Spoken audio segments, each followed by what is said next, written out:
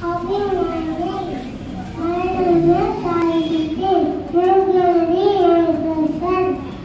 I am going to talk about Independence Day.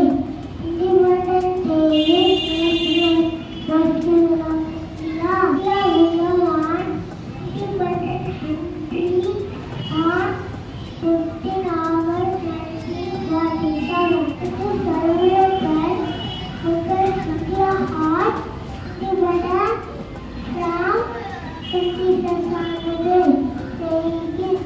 Thank you. India. UKG section. I want to talk about Sarojini Naidu was a fighter as well freedom fighter.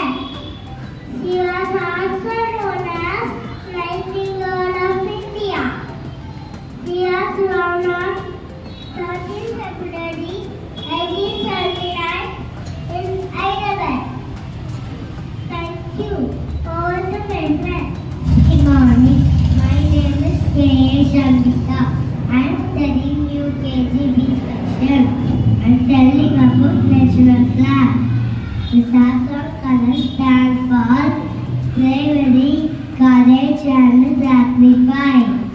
The white in the middle stands for peace and the truth. The green in the bottom stands for unity and prosperity. Thank you.